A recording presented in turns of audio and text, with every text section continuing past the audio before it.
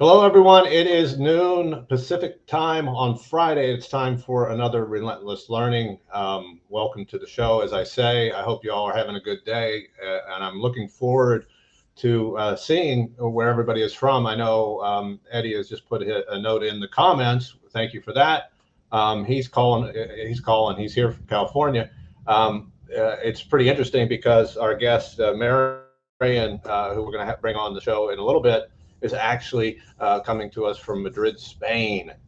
So we're going international this week. I think it's great, and I'm looking forward to that. I want to remind folks first what Relentless Learning is all about, and I do that. I have some slides, and the reason I use slides is because I don't want to forget something that's important.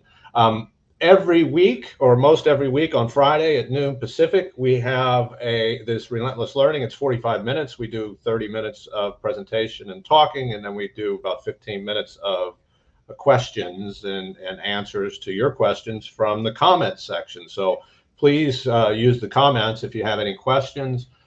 Then we will answer them after the presentations are done.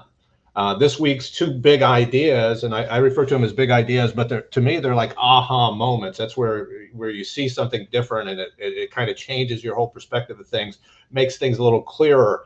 Marian Draganov is going to present using Erin Meyer's culture map to improve communication, collaboration in a cross-cultural environment. I'm really looking forward to that because when we were talking before the show, I'm not that familiar with it. And if I'm not familiar with it, I'm sure that some of our listeners and viewers are not familiar with it as well. And so I'm sure he's got some great stuff to talk about that. I'm going to talk about something that may be a little bit practical, more practical than some of the things I talk about, which tend to be a little bit more philosophical in some cases. And I'm going to talk about something called a zero inbox. I just assume that everybody knows these things, and you may. In fact, you may know more about this stuff than I do. And if you do, great, you can put it in the comments so you can help other people out as well. But I'm going to present what I think are some practical ideas to tame your inbox. Next week is going to be a great show. Really looking forward to it. Rich Sheridan, he wrote 2 books. He wrote Joy Inc. and Chief Joy Officer, I believe is his newest book. And he's going to present Joy Should Be at the Center of Your Company's Intention. He is a wonderful speaker. He has keynoted some agile conferences that I've been to in the past, many years ago. I've got to know him through mutual friends. Really looking forward to Rich joining us next week. The Relentless Learning is sponsored by something called the VUCA MBA, and the VUCA MBA is basically a consulting company that I've created. I have a class that I teach. It's been taught basically in various forms to thousands of people in over 50 countries. VUCA stands for, it's an acronym about the world today. It's volatile, uncertain, complex, and ambiguous. And MBA, we're not going to give you a master's of business, but it stands for Mindset for Business Agility. And that's what's necessary for us to be successful in this VUCA world. I have a couple of free giveaways. I've done them before with my seminars. People responded to them very well, so I'm going to give them here for those of you live and those of you who are going to watch this in the future. I put a little QR code out there. You can use your phone if you know how to do that. And when you do that, it's going to take you to this landing page. And basically, you give me your name and email, and I'm going to send you a free copy of my latest book, Apke's Golden Rule of Agile, Focus on Value Delivery, for free. And I'm not going to spam you a whole bunch. I'll send you some notes about Relentless Learning and other things. I'm not going to do any hard sell, so don't worry about giving me your name and email. I've got another offer that I gave recently, so I think it's appropriate to give again. I'd be happy to give you a free hour of consulting for backlog value, relative backlog value estimation. It's a very powerful technique that I've used with others in the past. You go to this site, you sign up, we're going to set up a half-hour meeting. We'll talk about, and we'll schedule that 1 hour that's free. So we actually, I guess you get about an hour and a half for free. Reminder of future stuff. Every month we do a special event, exclusive live seminars. This one is going to be about navigating finance in the VUCA world. This is going to be a good one.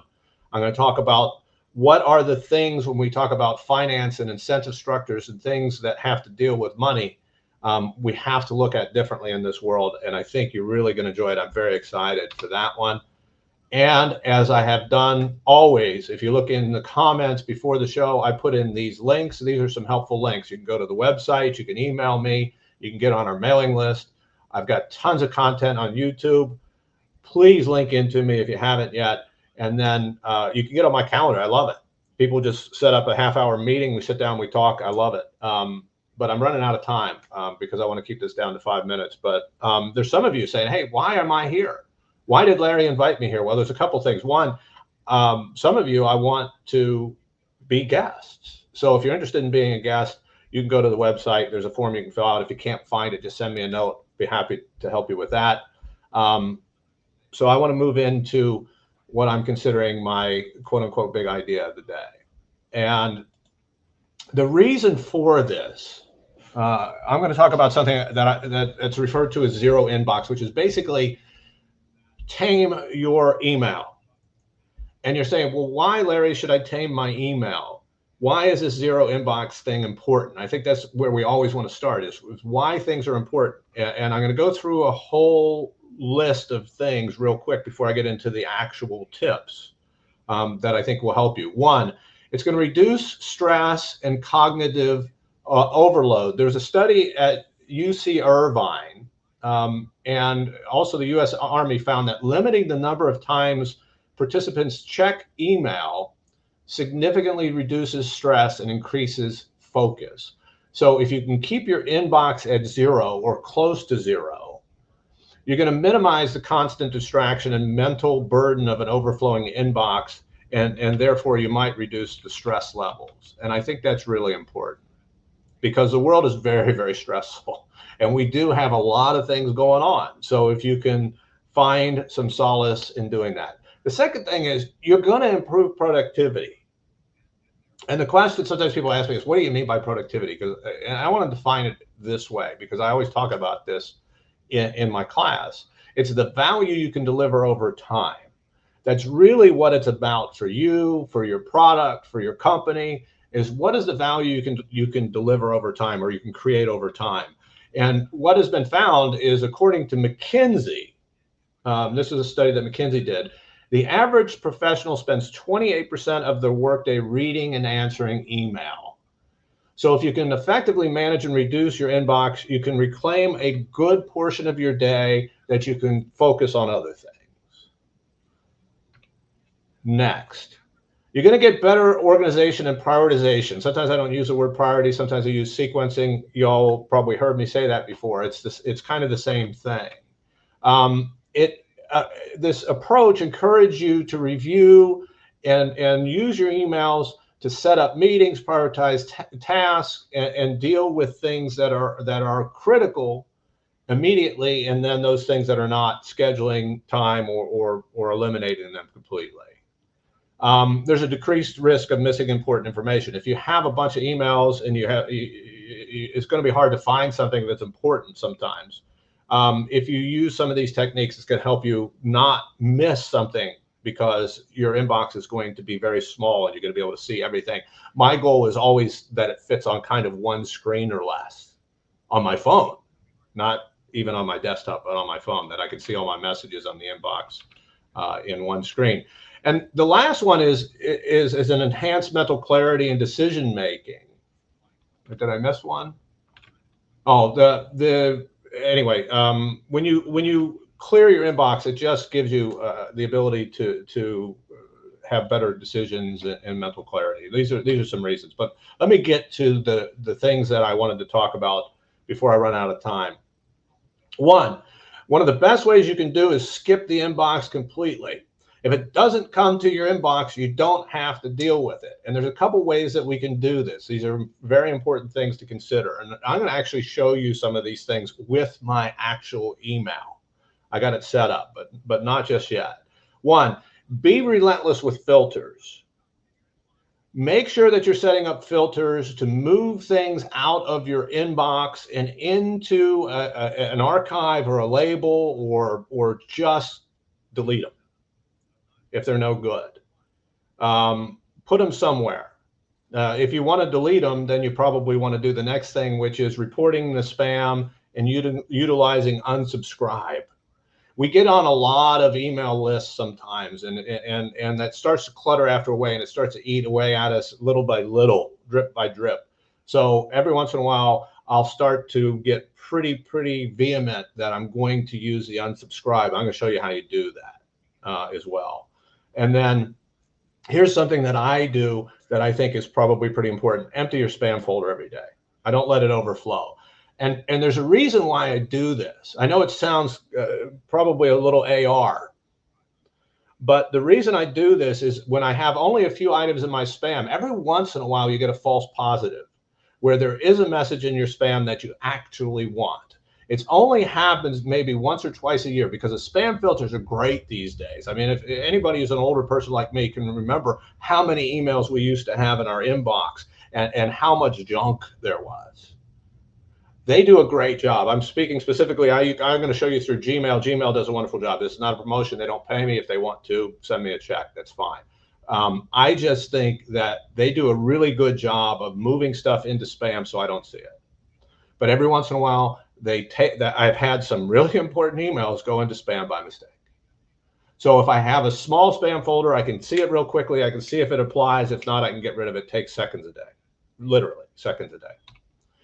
So here's how you get to zero inbox, or some of the ways you can get to zero inbox, regardless of the filters and other things. I'm going to show you those in a second. And I'm going to show you all this with real emails. I don't want to go back and forth. So I'm just going to go through the ideas and then I'm going to show you. One, answer it.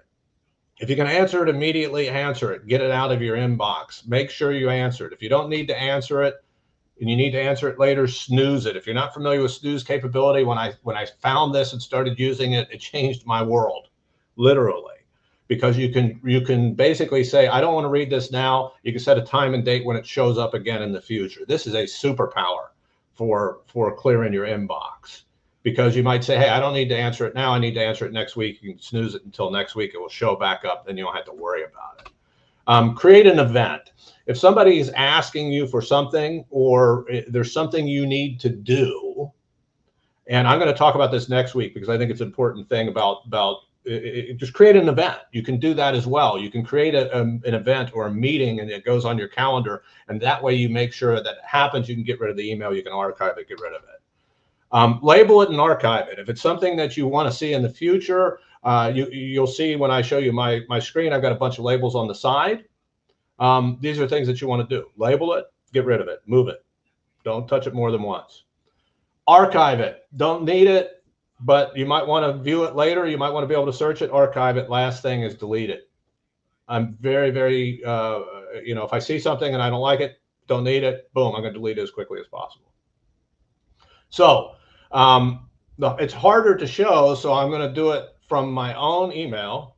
Right now, I'm going to show you real quick. I've only got a couple minutes. Let's see. I don't want to get too much into Marian's time. So what you're going to see over here is you're going to see my inbox now. And I've set up a bunch of emails that are fake emails because I want anybody's emails to show there. The first one, unsubscribe. Now, this is something about it just came from Kindle Direct Publishing. It's the only one that's a real email. I found it before the show. You can see right here on the right, a lot of emails will have that unsubscribe option. I don't want to unsubscribe to this one, so I won't do it. Snooze. This is something that I want to get back to somebody later. I don't want to deal with it today. I don't want to talk to it today. I can click the snooze button and I can choose later today, tomorrow, next week, or I can pick a date and time to snooze that. And that's really, really powerful. I don't know how many people of you do it. If somebody actually does it or doesn't do it, I'd be interesting. Here's one where somebody wants to follow up on Relentless Learning. They said, here's a topic. This is actual a future topic, but I took the name out of it. I want to reply to this thing immediately. I don't want to spend any time. This is really important that I get back with the person. It's going to take me 5 minutes or less. That's my general rule. If it takes me 5 minutes or less, I'm going to respond to it immediately. The reason that I can do that, by the way, is, and I did put this in the bullet points, I generally try to check my email only 2 major times during the day so it doesn't become a problem. I'll check it in the morning and I'll check it in the afternoons. And I have time on my calendar to do so. That is already there. It's there every day. It's given a half hour, 15 minutes, whatever it is, every morning to do this, so that I can answer some things immediately. And if I don't get them in the morning, I'll answer them in the afternoon. Most of the time, 24 hours is fine. Creating an event. This is somebody who wants to talk about partnering with me. So one of the things I can do is I can create an event.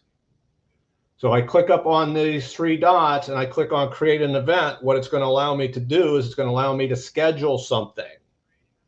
And one of the things I can do is use this to help schedule a meeting, and it will also have this email, which will have the information about what the event is for. So this is again something really important. I'm looking at time. I'm almost done. Something that is just for your information. I want to label it, and you can see I have a bunch of different labels here. I can create new ones. I can manage them. I can label it, and then I can click this archive button. It's going to get it out of my email, my inbox. This one is a resource that I might need in the future, employee handbook, blah, blah, blah. I'm going to archive it. If I need to find it later, I can do the search functionality to find it. I probably won't need it, but if I do, I can. This one I just want to delete because it's basically something that made it through the spam filter. It's not something I'm interested in. Boom, I'm just going to hit the delete. Creating a filter. I don't have a whole lot of time to go into it, but it's up here next to the right of search mail, where I can create something with a subject. So in this case, the email is from Jira. Some of you get a bunch of Jira things or other things. That's an unsubscribe, but Jira updates.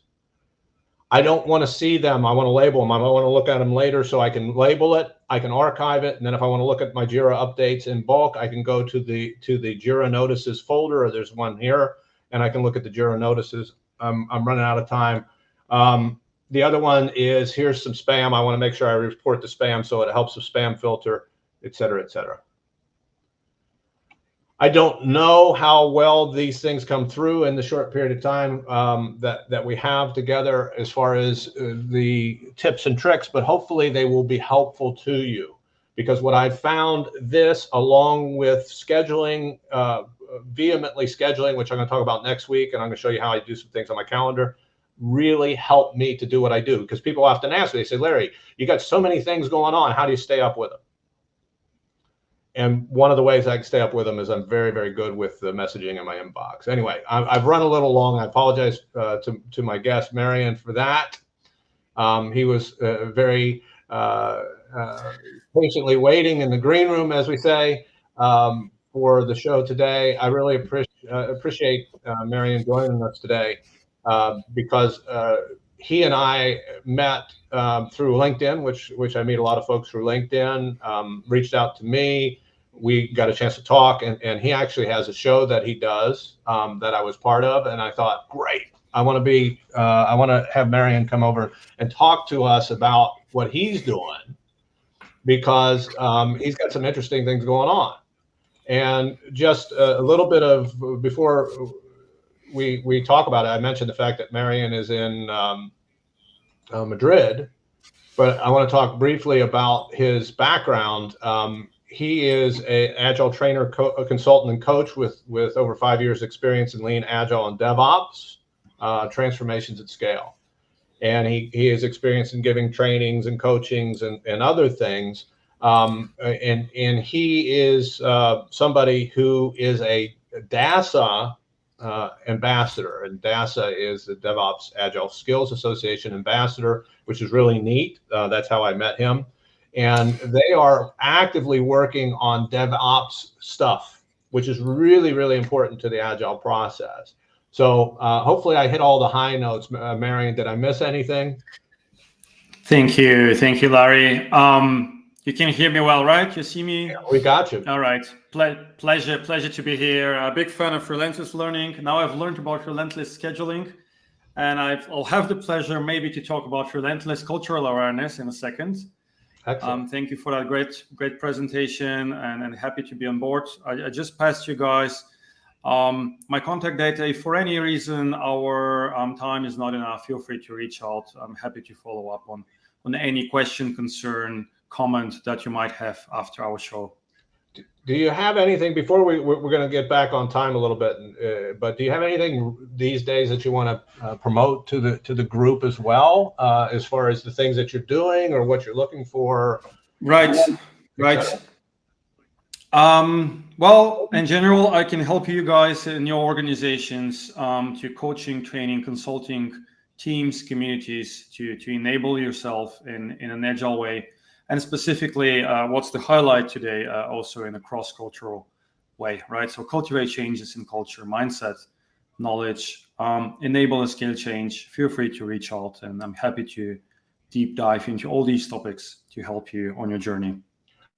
Yeah, and before we get started, I do want to say thank you for joining us. Being in Madrid, we're in different time zones. It is Friday evening. You're a young man. You should probably be out having a party, but instead you're trying to help folks. And I think that's really important. That's one of the reasons why I was attracted to the work that you're doing, because you're out there in the world trying to help other people. And I like to feel the same way. So we're kind of kindred spirits with that. And you're taking some time out of your schedule when you should be out having a good time on Friday evening, because I'm guessing there's a lot to do in Madrid on Friday night. And it's a lively city indeed. Yes, and so you're going to spend some time talking to us about this stuff. So I really appreciate that. What I'm going to do is you've got a deck. I'm going to put that deck up. I'm going to get out of the way. I'm going to come back in about 10 minutes. You're going to be done, or whenever you get done. And then we're going to have some questions and comments and talk about some of the stuff that you present. So without further ado, Marian, appreciate it. Floor is yours.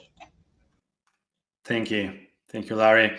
All right, I'm going to present you guys with the big idea, with the aha concept that I've brought here. The title is Using Erin's Meyer Culture Map to Improve Communication, Collaboration in a Cross-Cultural Environment. And it's going to be a bit dense. I would like to introduce the concept along with a few examples, and then I'm happy to follow up on your questions. So at any time, feel free to use the chat on your right side to ask what's relevant, and also give me feedback, and we will go through that with Larry later on.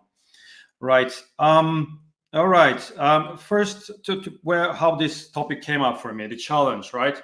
Well, as my name subtly gives it off, I'm Bulgarian. I'm originally from Bulgaria, a country in Southeastern Europe.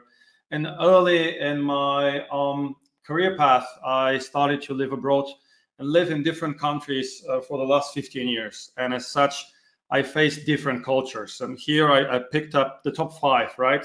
So early on, I moved to Germany for studies.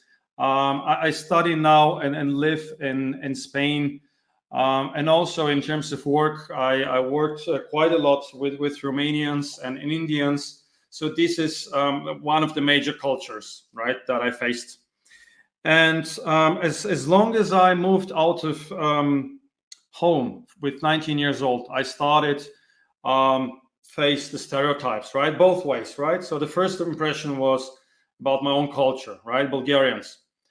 What are we perceived as? Less punctual, right? Or strong resistance to authority. We don't like authority. Or we are resistant to change and to innovation and experimentations and so on. So people were projecting these things onto me, right? Then I met a lot of Germans, right? And I was shocked by their straightforward way of communication, their direct way of confronting feedback, for example, and also their strong sense of professionalism, right? To the eeny, meeny, tiny detail, right? And also the way they were more reserved and also less emotionally expressive, especially at work. And another culture that I faced and then I also had to embrace is Spanish culture, right? So on one side, passionate, vibrant, expressive individuals who enjoy life, as Larry said, right? Friday night out in Madrid, enjoying the night. On the other side, laid-back approach to work, right? To time, less priority on work, relaxed attitude towards work, and of course, the classic siesta, right? The long lunch break, right? And to finish it off, the Indian guys that came to me at first as hierarchical, maybe with a lot of respect for authority, even sometimes too much, right? I am throwing stereotypes on purpose, right? What's the point here? That early on, I got faced with a lot of emotions, right? Some were very positive, and they were like euphoric, right? And some of them were sad and even frustrating. And early on, I figured the classic curve that I drew here of cultural adaptation maybe not good enough. Maybe it's too one-dimensional, right? And I was lucky enough to be faced by a mentor of mine with the concept of culture map. The culture map is a book of Erin Meyer. Erin is a professor at a university called INSEAD. It's one of the leading international business schools. And the focus of Erin specifically lies on cross-cultural collaboration. And her book helps companies to develop organizational cultures that breathe on diversity, on flexibility, on innovation. And this concept is what made me realize how wrong I could be in my perception and how wrong would I be in relying on stereotypes, right? And now this is the essence, right? This is, in your words, Larry, the big idea, the aha response. Well, in this case, the aha moment is consisting of 8 dimensions, right? So Erin helped us with 5 plus 3, 8 dimensions. So communicating, low versus high context. So in low context, for example, the messages are explicit, simple, clear, and in high context, the messages are spoken and also read between the lines, right? So clearing the air, so to say. Evaluating is the way how we deal with feedback. How direct versus indirect is the feedback. Leading is about the leading leadership style, meaning egalitarian if the boss is simply a facilitator, or hierarchical, meaning the best boss is the one that leads and we see him, her, them as authority. Deciding, consensual versus top-down. I think that's quite self-explanatory. Topic of trusting. What are we focusing on? More task or more relationship-based? The type of disagreement. Do we face disagreement by confrontation or avoiding confrontation? Perception of time behind scheduling. Larry, that relates to your topic, right? Do we see time as linear time or flexible time, meaning circular one? And last but not least, persuasion. What do we use to persuade colleagues? Principle first or application first?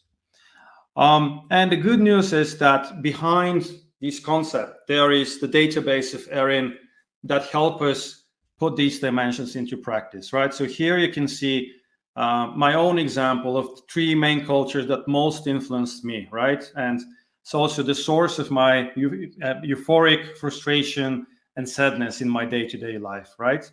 And this is how I learned to appreciate the Germans, right? So their directness and low context meant that there are less hidden rules to be aware about, right? And task-based meant strong focus on work ethics, collaboration, results, achievements, right? I learned to appreciate that. And what I learned to appreciate about Spanish culture is that it's, as you can see, closer to my home culture in terms of high context, attitude towards hierarchy, decision style, and orientation to relationships. Now, both in practice and then also for you, the question could be, right, that's very interesting on individual level, but how do you make that happen on a work level? Well, very often we have cross-cultural teams, right? Teams coming from different cultures. So my colleagues and me, and Manel and Tony, if you're here with me, full credit to you to designing this workshop together with me. We turned the book of Erin Meyer into a workshop, into concrete steps of a virtual whiteboard on coaching teams on the dimensions of culture, right? So here is the first example. We split the team into smaller groups and we guide them through the dimensions to mark their own culture, right? So we pick specifically cross-cultural groups of 3 or 4 cultures and make them go through the dimensions and first evaluate it, right? And then we give them the answers, the cheat sheet, so to say, right? And this is where another aha moment happens, right? And here, what is important is about relativity, right? as you can see, there is no scale in this answer, right? In this moment, the concept here is where the other culture is more on the left or on the right to you, and if the bubble is closer to the original culture you come from or far away.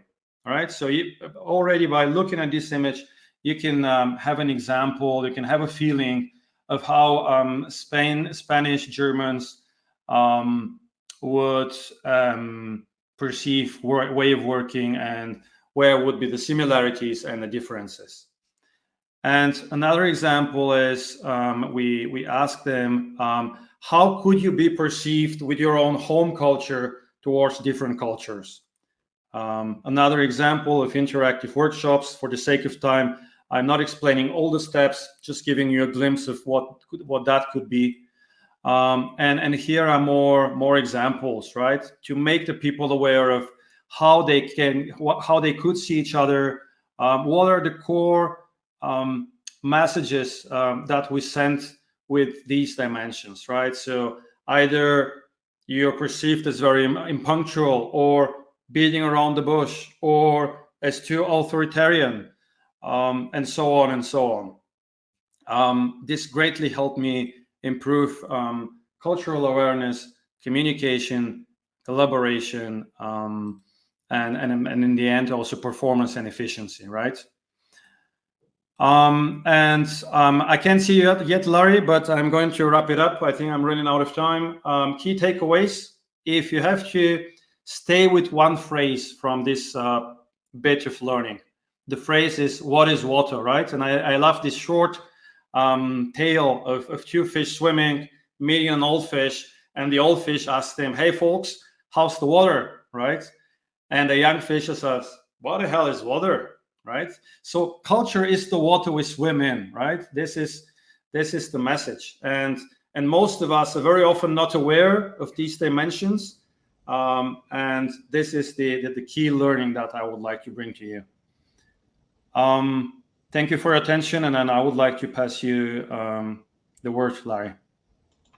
I think it's great, Marian. I appreciate that. It's interesting that you had that quote, because it has some personal resonance with me, actually. Oh, yeah. I can't remember who the person was, and maybe somebody will be able to put it in chat because somebody knows this story. But I went to a small college in Ohio called Kenyon College, which a lot of folks don't know about. And one of their graduation speakers was a famous writer. And again, I don't remember his name. And he wrote a very small book about his talk. And he talked about how a fish doesn't know it's wet. And it's interesting that you brought it up for that, because a good friend of mine sent me that book because he knew I went to Kenyon College, and they made a book of his graduation talk. It was really pretty interesting. Gave it to my son, and he found it very inspirational. So anyway, awesome understanding of this.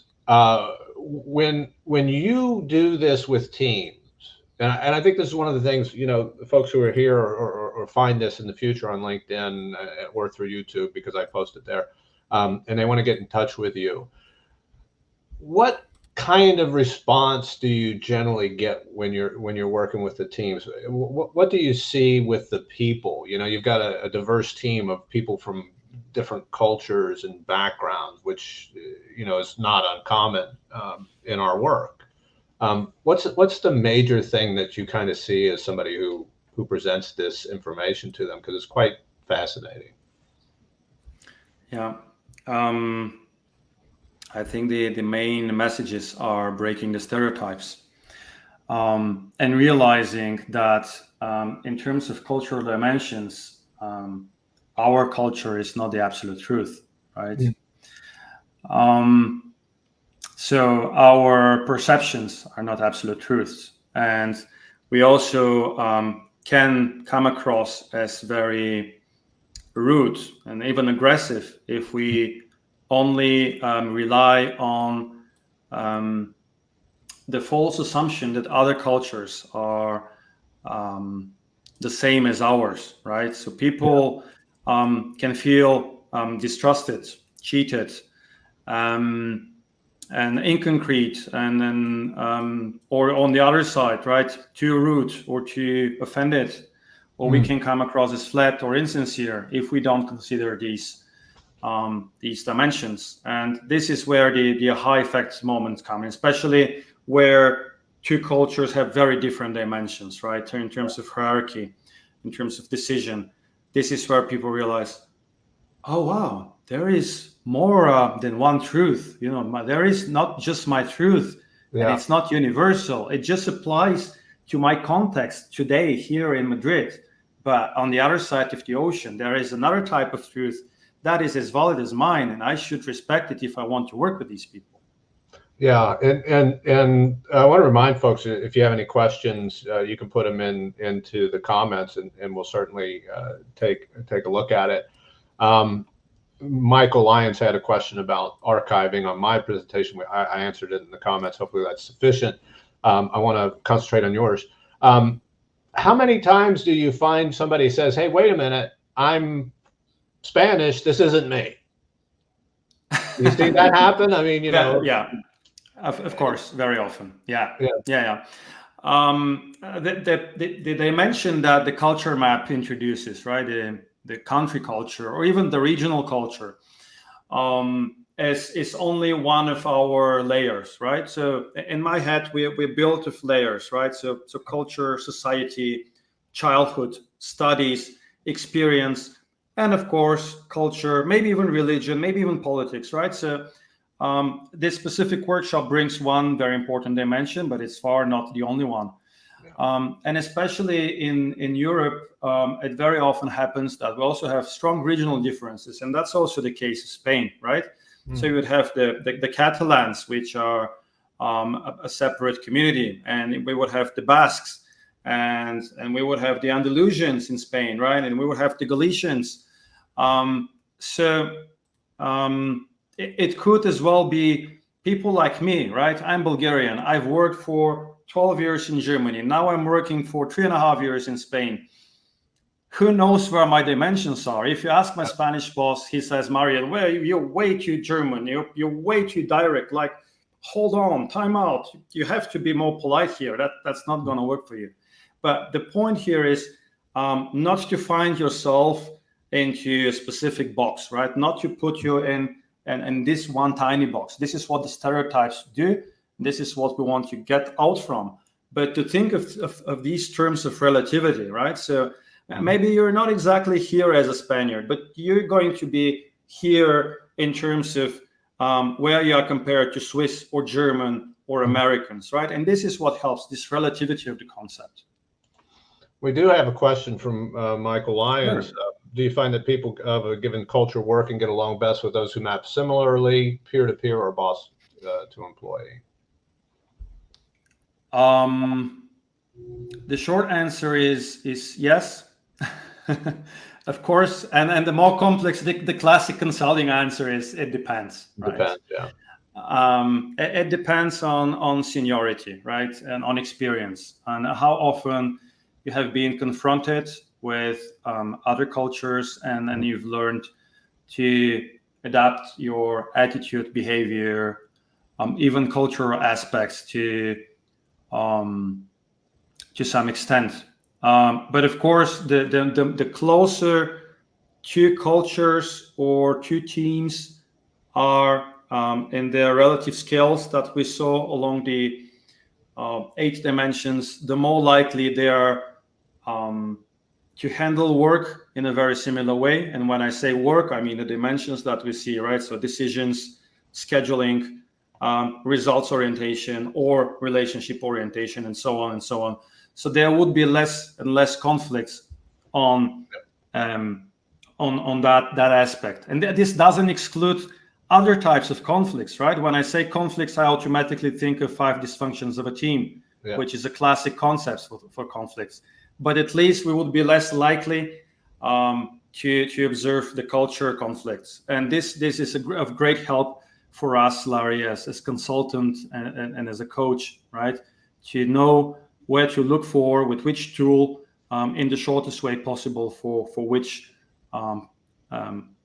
cause of conflict or cause of dysfunction.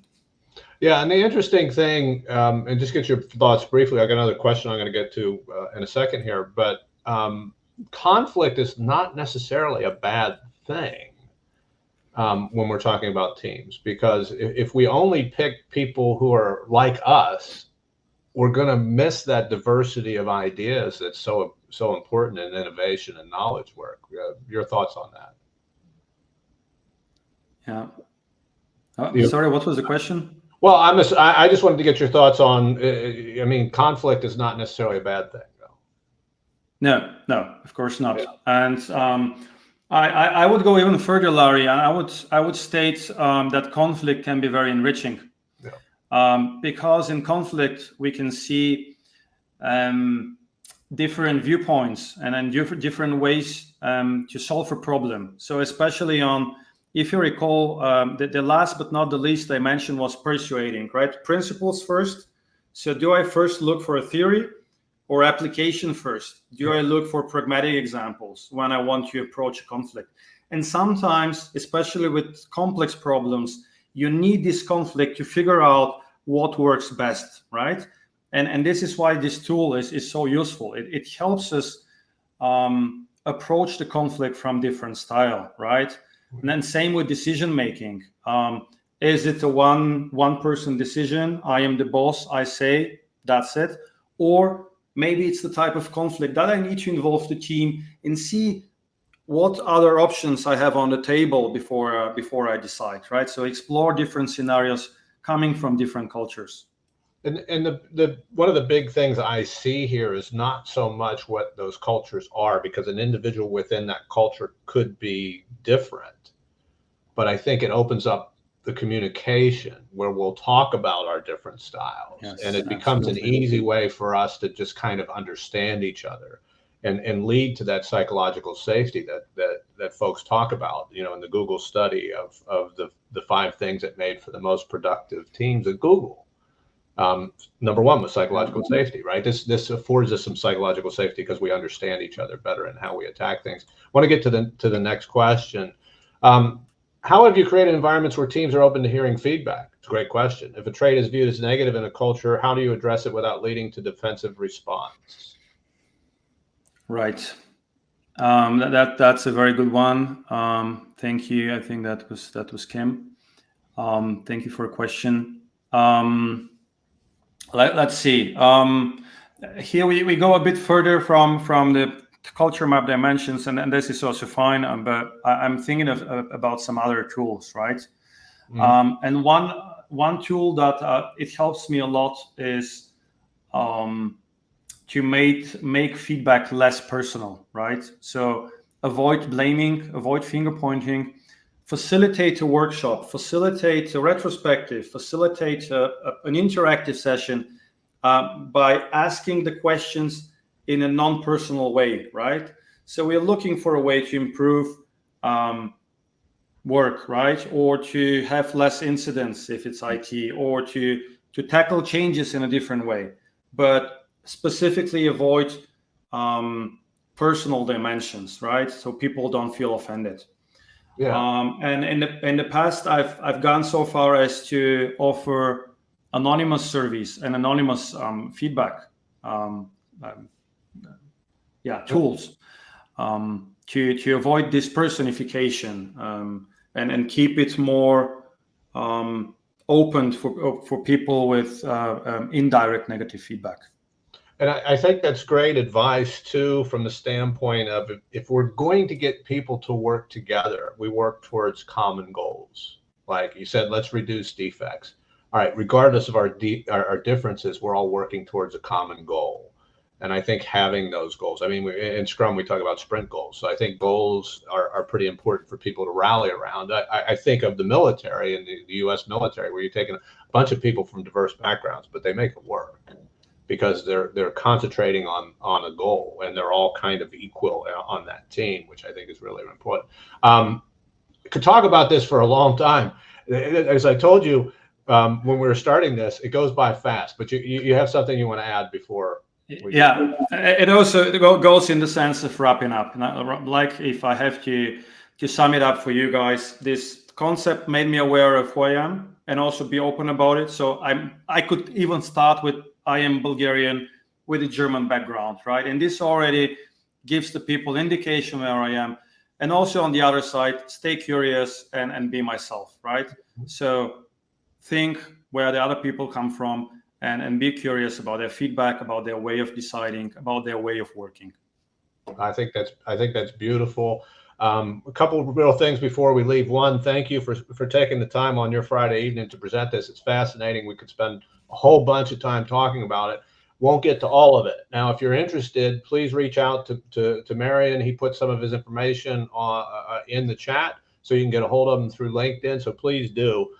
Great guy, fascinating talk. We've always had some great talks. We had a great talk on DevOps. I wanted to throw in the comment from David Parker. He said, yes, I found it. He was referring to the author's name was David Foster Wallace. I think the book is This Is Water. So I think that's the one that they have there. It was put into a book. But anyways, thank you, David, for that. I appreciate it. Now I remember. Relentless Learning every Friday, or most Fridays, I should say. There's sometimes every once in a while I take a break. We don't have a guest, something's going on, life intervenes, whatever the case is. But most Fridays, you get on the mailing list. We'll send you out a reminder. You go to the website. We have everything there. We're on YouTube. You can see the things after the show as well, other than being live. But if you're live, you get to ask questions. I want to thank my guest, Marian Draganov, for joining us today. Fascinating. It was great to see you again. I wish you all the best. And everybody out there, thank you for joining us live, or thank you for seeing us after the fact, and tune in for Relentless Learning again in the future. We'll look forward to seeing you. Everybody have a wonderful weekend.